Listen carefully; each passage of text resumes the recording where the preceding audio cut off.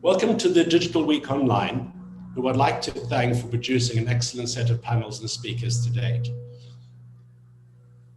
Today we are looking at the fourth industrial revolution to Society 5.0, how we can create a more inclusive society with ESG values at the core. I'm Hilton Supra, the Vice Chairman of Studium Tech ABC, and I'm glad today to be joined by three amazing people. Nick Rousseau, who's CEO and International Collaboration Consultant of Unconventional Connections. We've got Lamondre Pugh, who's Chief Sustainability Officer for RU Global Impact, and Linda Gertz, who's co-founder of EVP DFM Data Corp. I would like to introduce Lamondre, Linda, and Nicholas. Nicholas is very experienced at managing or facilitating complex, high-profile international projects and initiatives. Most of his projects have a focus on innovation or technology. He is most familiar with the UK-China collaboration and has a keen interest in making agriculture and food more sustainable and much better for us. Then we have Lamondre Pugh, whose dedication to helping people unleash the personal potential that has quickly established him as a primer speaker and trainer. He believes that in order for an organization to be at its best, the people who make up the organization be at their best, addressing such areas as empowerment, diversity, technology, and accessibility.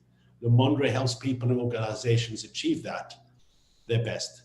And last but not least, we have Linda Gertz. Yesterday was International Women's Day, and she loves educating about cutting-edge technologies, and that actually brings her great joy.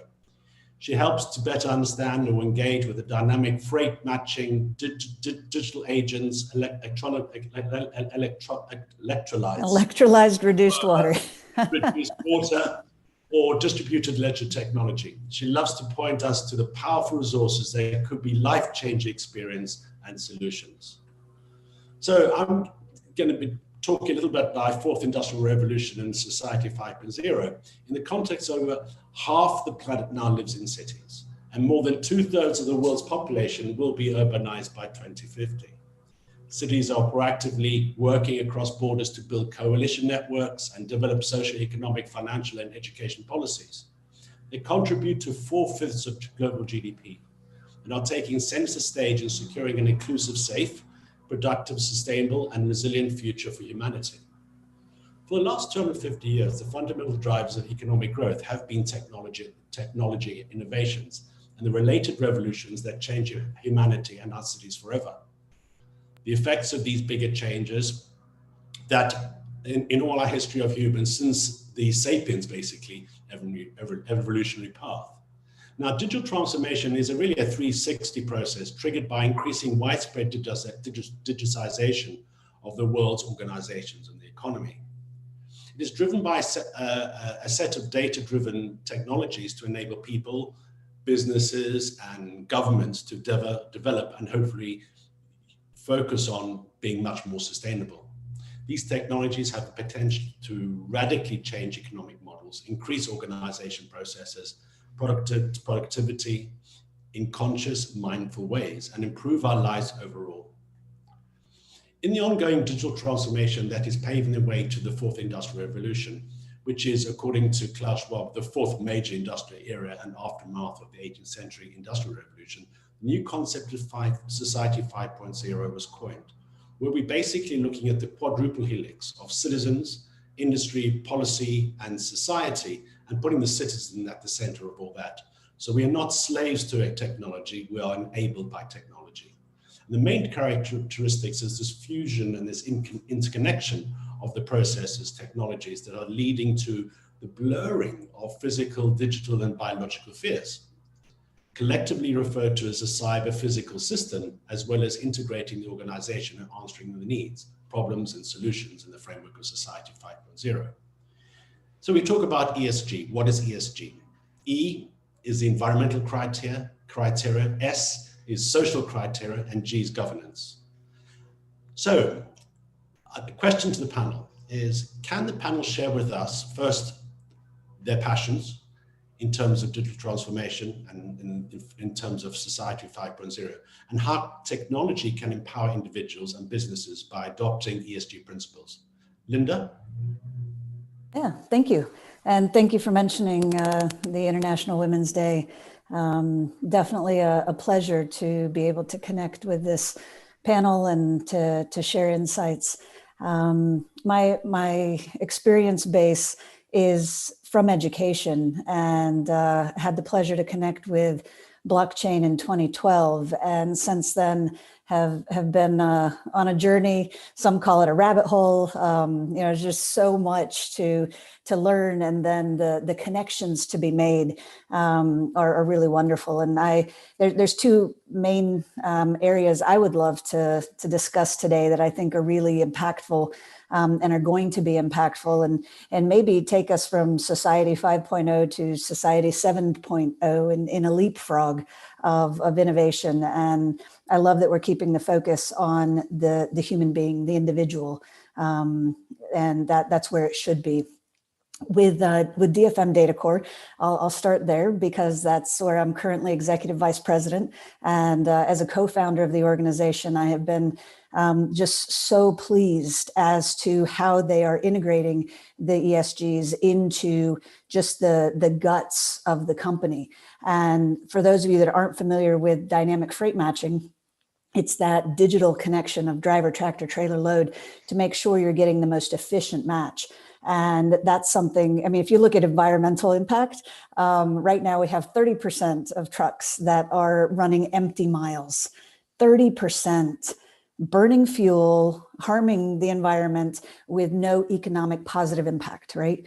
So that closest driver, tractor, trailer, load combination is so powerful. And we're providing a utility to enable those efficiencies to be not just, gotten by that initial, I think it's about 7% of the marketplace that's adopted digital or dynamic freight matching, but for that 93% that still needs to transition to a more paperless, contactless digital infrastructure for the supply chains of the world, not just the U.S. And obviously, I'm coming from the U.S. with this perspective, and that's the initial impact zone that DFM Data Core has. But the social impact for the drivers, for the working conditions, the local communities that won't be having this inefficiency, just health and safety. I mean, there's so many aspects that play a role in the social side of things too. But one of the big focuses that we've had is on governance, and actually connected with Dr. Denise McCurdy, who has one of probably the only doctorates in blockchain governance in the world. And John Greaves, who is an international standards guru, actually holds the patent for RFID in manufacturing, and has been really instrumental in helping us build out our governance infrastructure so that we can bring in all of these companies with their disparate needs and their different ways of doing business, and help everyone feel like there's a leveled playing field, that there's an opportunity, that there's transparency in the process that can allow them all to see the collective benefit. And so that's where I'm currently mostly focused, but also there's a digital agent innovation that's on the table that is playing a role in what we're doing with DFM, but I know I've kind of monopolized a good portion of the time here on the front end, so I'll hand it off the question to these other gentlemen.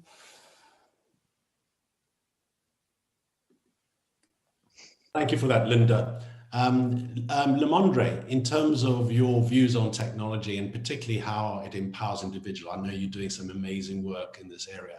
Can you share with us a little bit of your experiences, what you're currently doing, and how you are working on adopting these ESG principles in the work that you're doing?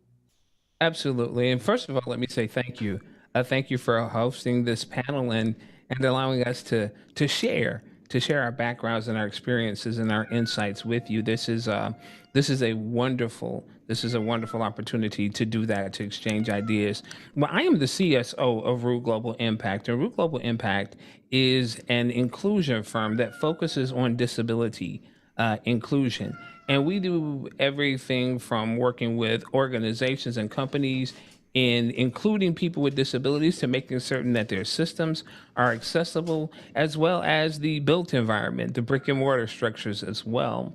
And what's interesting about that is so often when we talk about society 5.0 or the fourth industrial revolution, we oftentimes leave people with disabilities out of this equation. And this is a horrible oversight. And the reason this is so horrible is because it is estimated that there are over 1 billion people on this planet with some form of disability. That's billion with a B. And when you think about that, that means that everyone is impacted by disability at some point or at some way in their lives. I often say disability is the only minority group that anyone can join at any time. And in fact, most of us probably will, whether that be through illness, accident, or simply through the process of aging. As my grandmother would say, baby, you just keep on living. You will experience some form of disability. And the truth is, so often people with disabilities are left out of the equation. And that's because society, when I say we often approach disability from either a medical model um, or seeing it as a deficit or a problem with the person. Well, truthfully, I see disability and many others see disability not as a problem, as an issue, as something wrong or something is broken about a person. It is simply the fact that society has established barriers that have created oppressive situations for people with disabilities, and therefore not allowing people with disabilities to be active members of society in many ways. So the disability or the problem in itself is not with the individual. It is about the erected barriers that society has put up there. And so, what we do at Root Global is we work to actively remove these barriers. We work to actively help organizations, corporations, global entities to help remove these societal barriers to give people with disabilities full access to integration into our communities in the various worlds. Now, what does that mean in terms of what's happening now with technology? First of all, technology has always been the great equalizer for people with disabilities. And I can attest to that because I am a person with a disability. I have spinal muscular atrophy. In terms of what that means for me, I can't walk, can't feed myself, can't bathe myself. But the truth is, because of technology, I can do pretty much anything that I want to do. I use voice dictation in order to type. My entire home is automated that I can control it with my voice. So technology has really helped me personally in terms of how I interact with the world. But here's the thing about technology, particularly technologies that are accessible to people with disabilities.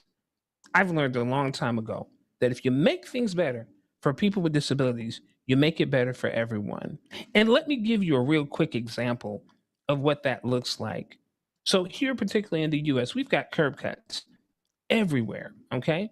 Now, curb cuts were initially designed for wheelchairs to be able to access sidewalks so that we could traverse our city streets safely without getting stuck, in the street, that kind of thing.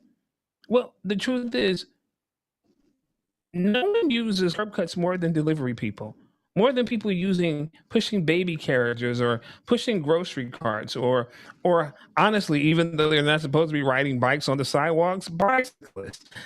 So when you look at it from that perspective, it was something that was designed to assist people with disabilities, but society has a net gain. The overall broader society has a benefit from it. That is the power of technology and access to technology. I use voice dictation systems. I remember when this technology first emerged.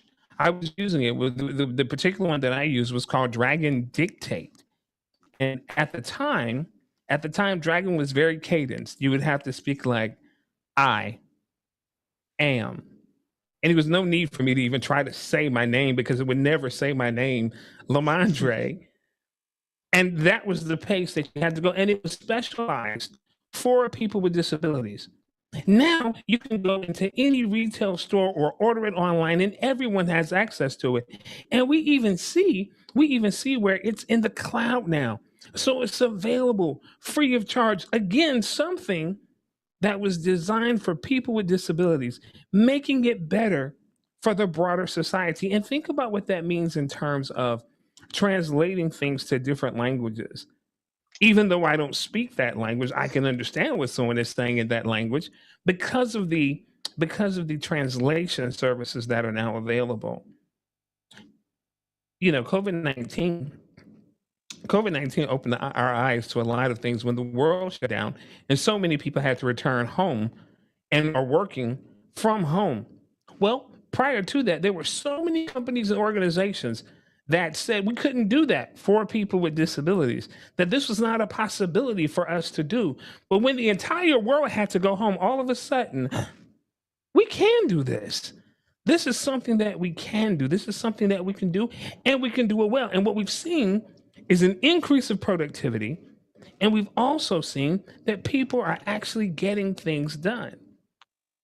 Again, an example of how making things accessible for people with disability makes things better for everyone.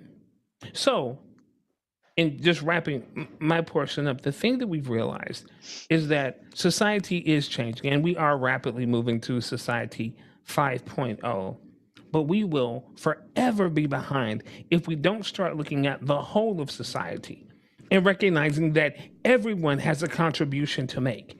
And if given the opportunity, if given the access, it's giving the same opportunity that everyone else is afforded without the concept of deficit or less than, but only the concept of what is it that you can contribute. If we don't do that, then we're still going to be left behind and we'll be having these conversations for decades to come. So I'm thankful that we're having this discussion right now and we're able to move it forward.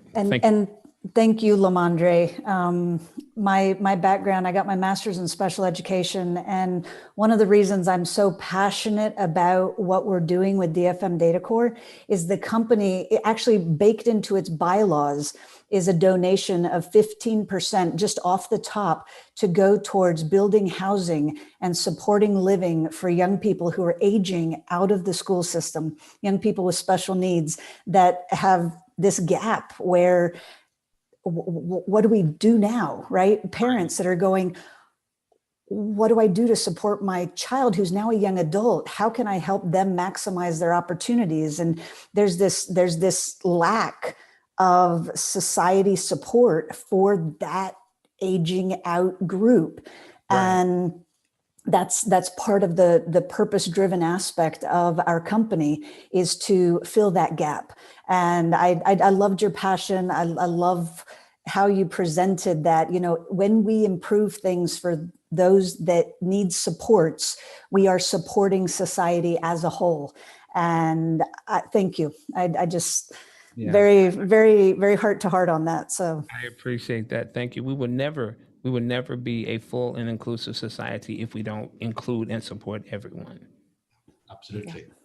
Thank you for that. Lamondre, this is the most amazing moment where we're using technology to communicate ideas. You know, we've been talking along with Deborah for some time now, and I didn't know your story because that story is important, but it was what you were delivering, what your contribution to society, your contribution to our business relationship, your ideas. That's the most important thing. And didn't even occur to me that there were physical constraints in your life to such an extent. You know, you just this most guy, and that's who, and you get stuff done. This is amazing. It's a real eye opener for me. Thank you.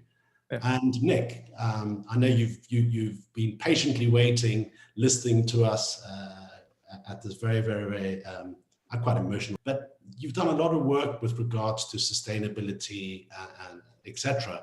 And of course, you know, you're very keen on collaboration and bringing people together, which is what your skill is. Talk us through that a little bit.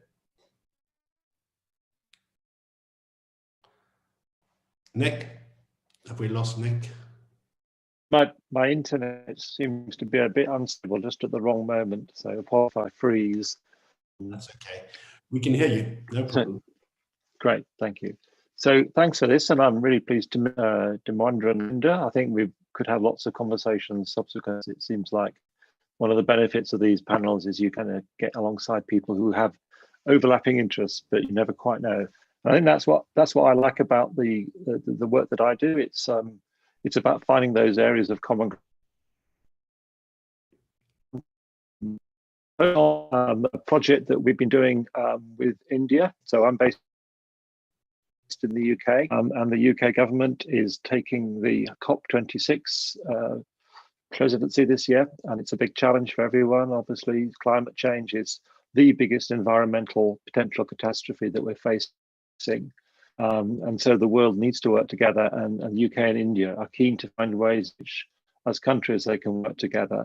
And the use of technology to support that is something which has been a particular focus for this work that we did. So we were looking at what it is that Indian businesses need in order to reduce their carbon footprint, what their focus is, and what the UK and its sort of tech system and companies could offer. And it's very broad. I mean, it's opened my eyes to a whole range of different areas that I wasn't with, and some that I knew vaguely about, but I've had. But the one I wanted to focus on just briefly is that around industry.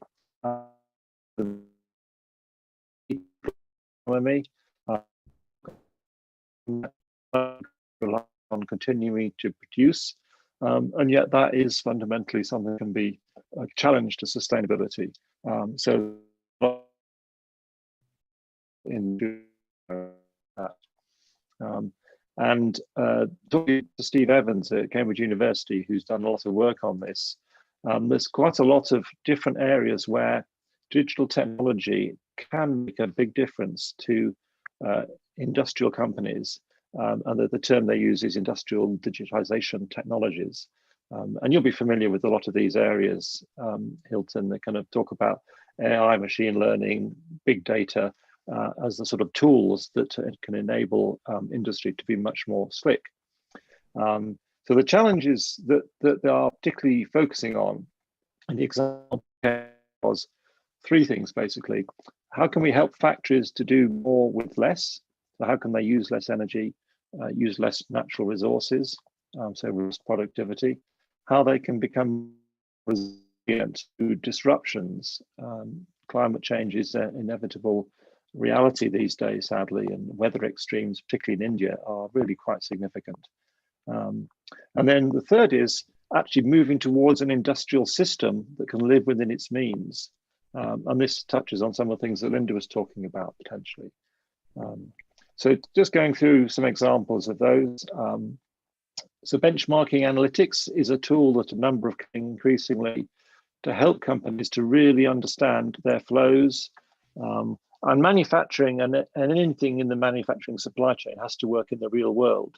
And you can have a nice ideal model, but in practice, the world is a very complex and messy place. So IntelliSense is one company that focuses on the mining and extractive industries, where companies are having to deal with all sorts of logistic challenges, where the product is that they're trying to get out of the ground, managing resource flows. And IntelliSense has enabled a number of mining operations to radically reduce their energy use and improve their productivity through that data analytics and through the analysis of large amounts of monitoring of what actually goes on, and then building simulations and working out how to change those practices. Another area that is interesting to me is the potential role that companies, by managing their data demand more effectively, can then have on the whole grid. So Open Energy is a company that works with Internet of Things technology. So you can have an industry which relies on maybe refrigeration or some other process where there's a power profile. and they can monitor the point at which the grid is under strain. They can choose to just shut something down briefly, and that can happen in very small periods of time. So it doesn't affect the operational of the company, but can make a big benefit on the grid itself. So that's a kind of looking at the system-wide. And then you've got the potential for raw materials and materials that flow in and out of factories to be much better managed in the future. There's a number of companies looking at how to almost treat the kind of supply chain globally as a grid, and then to look at the loads on that and start to see how different raw materials are becoming available at different times and around that. So there's the term foraging factory sounds really fascinating to me as a concept. Factories that are sufficiently flexible that as they know that something is now becoming available in the vicinity, they can switch their production. So I think there's a lot of areas that are opening up because of technology and the kind of analysis potential and the ability to make decisions that are much more flexible than would otherwise have been the case. And I think clearly blockchain technology is a big part of that in enabling the transparency that we all need so that we can see the whole system and we can see where we fit into that. The other thing about blockchain, obviously, is it opens up potential for much more trusting relationships if everyone has a transparent view on the same data set and the same set of components within a system. And that's very big in the food sector, which is something that I have a particular interest in. But yeah, and I'm just drawing on a few examples from that particular work with India. And there's a big human dimension to this as well, which I hope we can come on to subsequently, but I'll pause there. Absolutely. That's a nice segue into my next question. Thank you very much, Nicholas. I mean, at the end of the day, we are looking at human-centric solutions to solving the problems in the framework of Society 5.0 using the principles of sustainability, ESG, etc. If you've looked recently at the World Bank, which really looks at this human capital on the knowledge, skills, and health that people accumulate throughout their lives, enabling them to realize their potential as productive members of society. We as technologists and policymakers and influencers in this area tend to build technologies from our perspective and hope that that technology would be appropriate for developing countries where there's extreme poverty, where the societies aren't that inclusive, where we need to develop human capital. How does technology enable investing in people through things like nutrition, healthcare, quality education, jobs, and skills? What are your thoughts on that, Linda?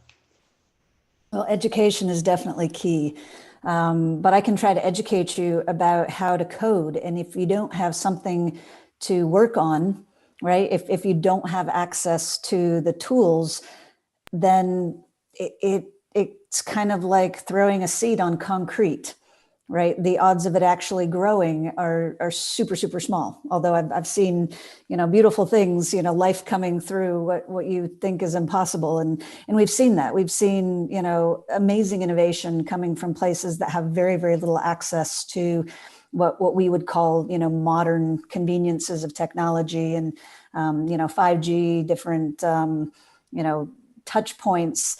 And I'm looking at companies like the Raspberry Pi Foundation and what they're doing to make the actual hardware accessible, right? Just fundamentally inexpensive enough to be able to be disseminated much more broadly. And I'm looking at like the Threefold Foundation, where they're building an infrastructure that's a distributed infrastructure that allows for compute and storage at probably 10% of the cost of the current cloud. It's those things, and it's putting them together in the right place with the education to really enable opportunity in places with populations that haven't had it previously. And I think there's so much to be done.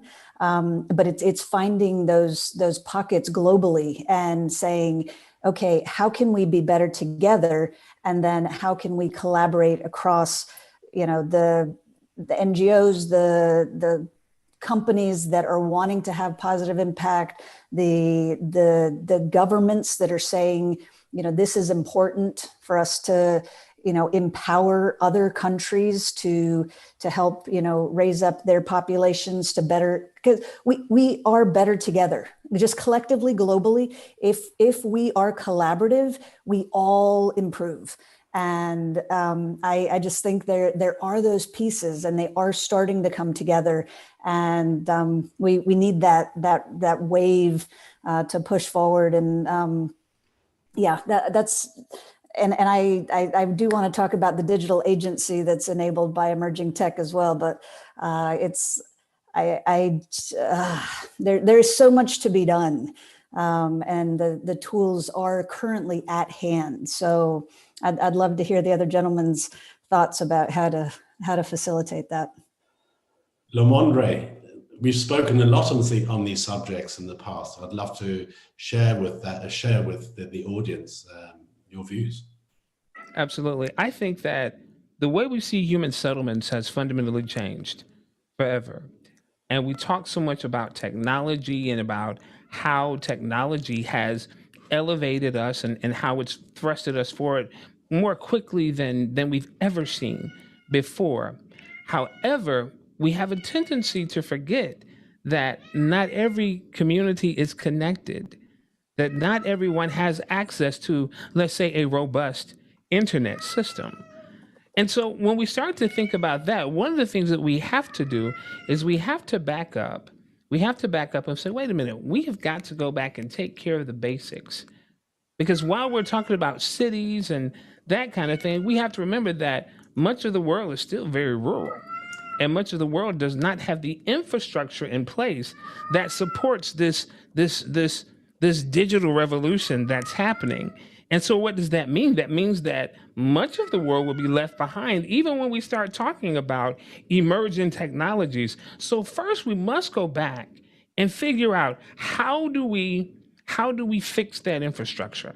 How do we get people the access to it? I will tell you, and I will say it time and time again, access is the key. As Linda said, we can talk about educating and teaching people how to write code all we want.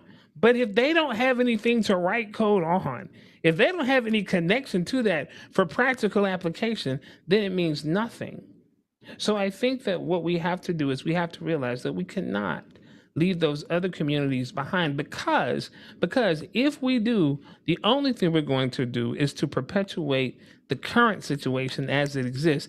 And that gap, that digital gap that currently exists, is only going to get broader. And what's going to happen then is that it would lead to greater levels of poverty. It would lead to greater levels of people not really being a part of this new tomorrow that we're talking about. And so again, we have got it's great, and we must think forward. We must think about what we can do and what we can achieve with the current technologies that we have and what we want to see tomorrow. But we cannot overlook the fact that when you talk about like nutrition and health and all of those things, that if we don't take care of the basic infrastructure of things, all of those things are going to be negatively impacted, and you will have a growing issue of the haves and the have-nots. And so that, I believe that is the fundamental piece of it. Exactly. Thank you. Nick, your experiences working in India and that will probably resonate with what Ramondre was saying. Yeah, just a little bit about me. My background originally was a psychologist. I went into user-centered design, and then I went from that into the UK government, where I was a policy official for many years before I started my international consultancy. And I think what I've seen throughout these things, and I think it resonates with what Linda and Demwand have said, is that there's technology, and technology can be and open doors and knock down barriers. But the technology has to have been developed and refined and introduced in a way which takes full account of individuals that will ultimately use it, and society and the context and the governance structures that exist.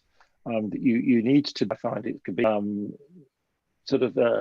to be overwhelmed by it and to see it as being, the solution for everything. And I think the more we can understand, as I say, empowering and enabling, and particularly maybe talking and a number of developing countries, there's this concept of science and technology backyard platforms. And this is not about high tech.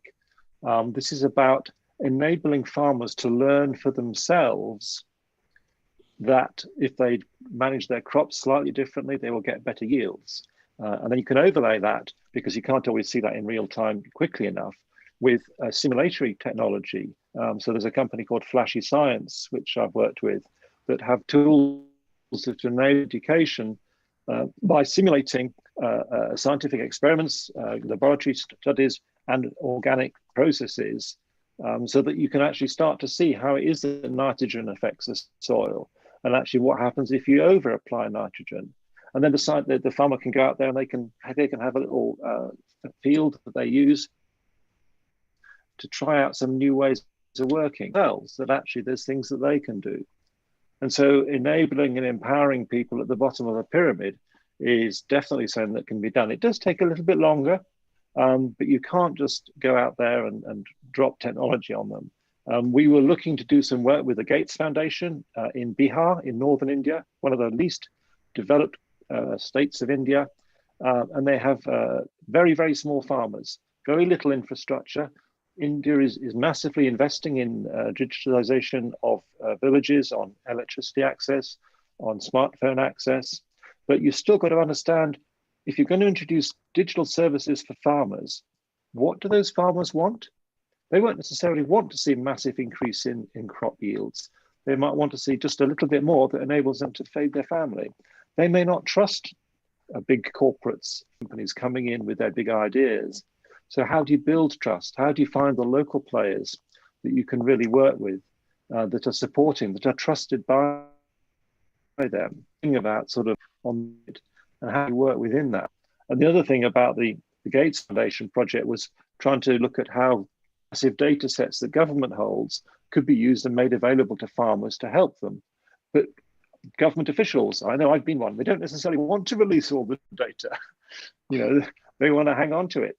So there's so many different human elements that need careful. And I know, Hilton, that you're very interested in this area of how technology and data insights can support people with disabilities and enable them to kind of be able to understand how their city compares with others, scope for improvement. And I think that's something that's hugely powerful and could have a real big impact. But what I don't understand enough of, for me, because I'm not in that position, is how would they interact with that data, and what would be a really useful insight for them that would enable someone to say, actually, I can now think about something that I can do differently. How do they often, I know in Sheffield where we live, there's a really strong group of people who are lobbying on behalf of people with disabilities and trying to identify practical changes that can be made. So how do those kind of groups work together? How can a data platform support that in the context of— It was asked, well, what do they do with the data, and what data would be best for them? Well, first of all, access to the data. It's almost like this. If sisters, I'm going to use people with disabilities because that's the lens that I operate from. If a person could not access a website that contained that data, because let's say that they were blind and the way that it was set up, the tables were not properly labeled and all that kind of good stuff. So now they don't have access to it. So it doesn't matter. It doesn't matter what that data set is, because they can't access it anyway. And so the only thing that they can do is then work from an interpretation of what that is, as opposed to being able to access it themselves. And the truth is, if we can gain basic access to things, those innovations will emerge. Those things will emerge. I even think about the usage of artificial intelligence or AI. And I think about how some amazing things have been happening in terms of AI. But then I also think, but what if there are biases that are built into it that discriminate against people with disabilities? And so now what happens is that thing becomes perpetual, because as it learns and as it evolves, it only deepens those biases. So the thing that I think about is it's our diversity that we really have to focus on, even the creation of emerging technologies, but having operating from a base point of accessibility, from a base point of a basic perspective of, okay, when we create something, let's not think of accessibility as an afterthought or build it afterwards, but let's bake it in from the very beginning of, we want is to have access to this as possible. And so you design for that from the beginning as opposed to retrofitting. And honestly, I believe that all of our systems have to operate that way, whether it be technology, whether it be society, whether it be governments. All of it has to work that way. And that's the only way that we will truly be able to achieve sustainability. Yeah, and there's going to be auditing, mandated auditing on an annual basis for AI bias. So if you're using AI, you're going to have to be checking it against the appropriate parameters to make sure that it isn't biased against, diverse groups. So there's a lot of thought that's been going into that already, and there is a roadmap to address that, because it is a significant negative impact if it's not addressed on a consistent basis, because AI learns. And the digital agency that I see coming, the ability for each of us as human beings to have AI, to have an agent that acts on our behalf in the digital world and uses something like a multi-key that uniquely identifies us, but allows us to independently be connected to multiple ecospheres, even simultaneously, right? Because the government might not necessarily need to know about my cat and what I do with my vet, but I need to have relationships with both. And your .edu and your .social media and all of those kind of subdomains that we as human beings have, we've never owned that digital footprint. We've always provisioned ourselves into somebody else's space. And now the technology exists that allows us to have that digital agency and to have our agents learn, right? And with thing applications. And just like you said, we're all different. Everybody doesn't want the same thing. Everybody doesn't need the same thing. The apps that I have on my phone are very different from the apps that each of you might have on your phones. And the same thing, the thing applications that my agent is going to be able to learn and act on my behalf need to be very different, and will be very different from what your agent needs to be able to do on your behalf.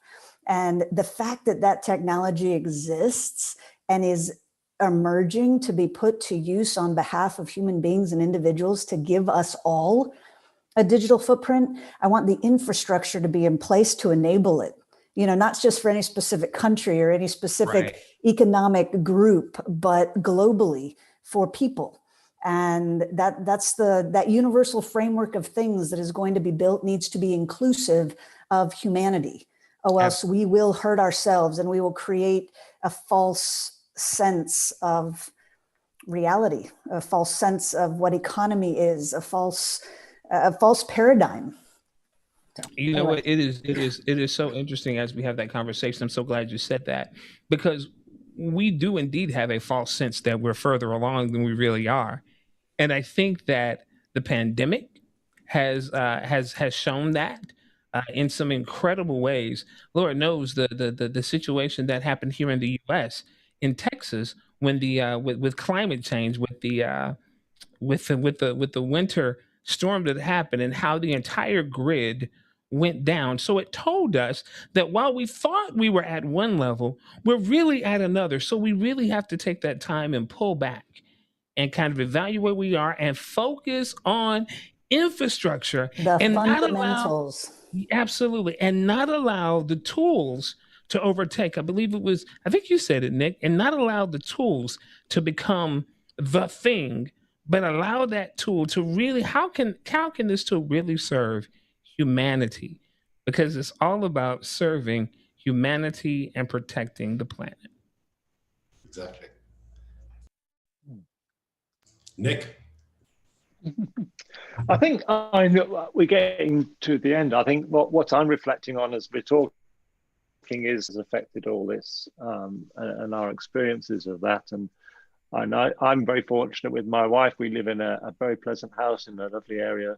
And I know if you have kids at home, it must be absolutely so tough to kind of balance their needs and your needs and trying to keep working. But one thing that's really positive that's come out for me, because I talk to people around the world a lot. And actually one thing that I've not been able to do is travel, which has been very sad, but it also means talk to a lot more people. People in the US in the evening, I can be talking to China and India in the morning, and all in the same day, and I can get a lot more done that way. I'm not jetting around, as well as obviously the carbon footprint benefits. The thing that's I get onto a Zoom or an MS Teams meeting or a WeChat or whatever it is, the first thing is, how is it going with you? How's the COVID thing playing out? You know, how's it going in China? How's it going in India?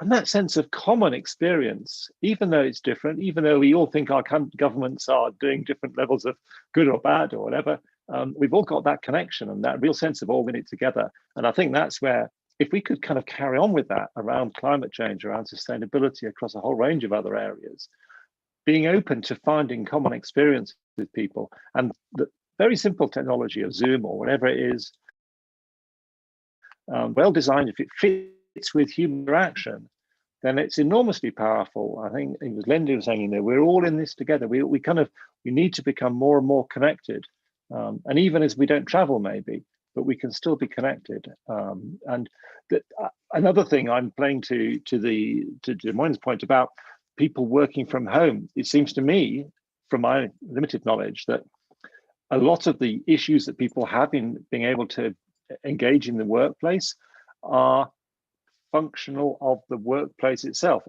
Their home environment is usually optimized for their own needs. So if you can be working from home rather than going into a workplace, you can time things according to you can be on and off as you need, have support structures, you can have whatever you need around you. And then you can be much more functional and you can actually balance things and it can be much more productive. So I think I'd be interested in your perspective on that, but it seems to me that there's, again, as businesses and organizations are learning that actually they can trust people to work from home, it will open up for people in work contexts. So I think there's definitely some positive things coming out of what is otherwise being a very traumatic period.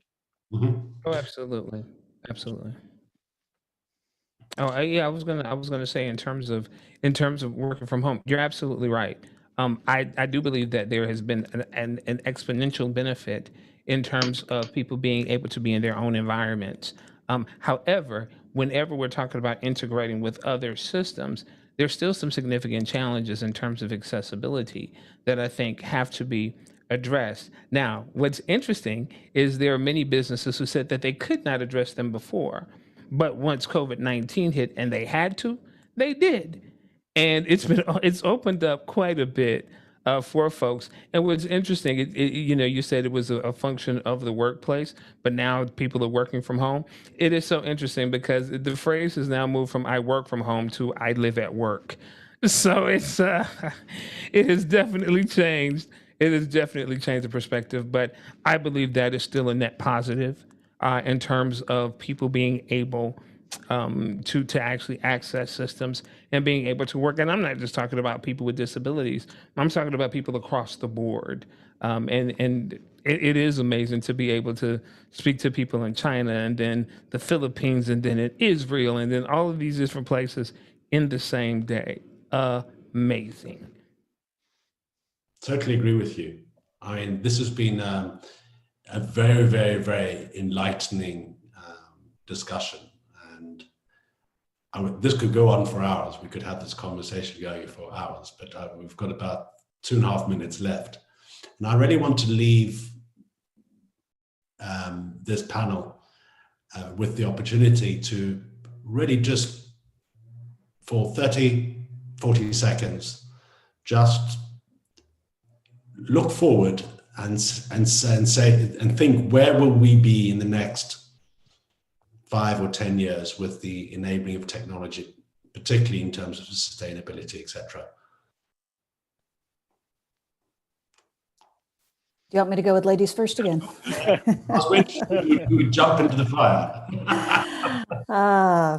I believe we're going to continue being more and more connected.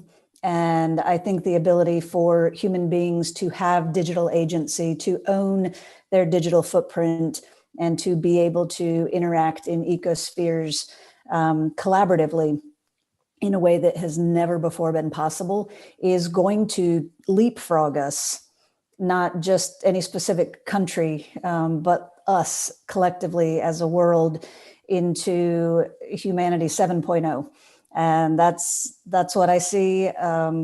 And there's going to be a lot of infrastructure aspects, but we have so much that is already happening, and COVID has accelerated that.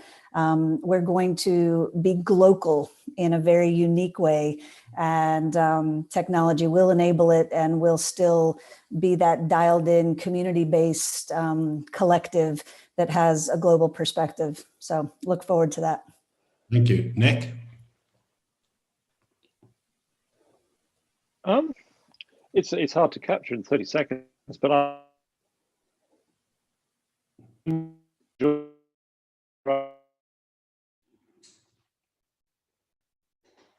level of counterintuitively, despite the inability for international travel, and I think that is hugely powerful. And if our governments could get over the need to kind of protect borders and to sort of somehow kind of play to their own constituency, I think humanity has a lot more hope through these kind of connections and contacts and communications and all the richness that goes with that. And technology is clearly absolutely essential for that.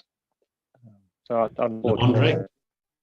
Yes, I believe that within the next 10 years, we will see more relevance as to why our diversity is so important. I believe that there will be an empowerment of the individual, which only strengthens society, and that those barriers that existed before in terms of geography, in terms of access, that those will be significantly diminished, and we will see people being valued because of what they can bring to the table, and not because of the color of their skin or the abilities that they have in their physical body, but simply on the merits of their character and their contribution to society. I'm an optimist, and I believe it's up from here. I believe that we've got some amazing days ahead of us, and I am so thankful that you all are a part of this, and I can be on this journey with you.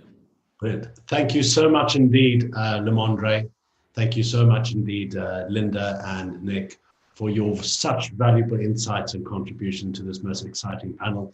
And I would be encouraging the three of you to contact each other and talk together, because I think we can build great things together. Thank you very much, Digital Week, for putting us on this panel, and we look forward to seeing you soon. Goodbye. Thank you.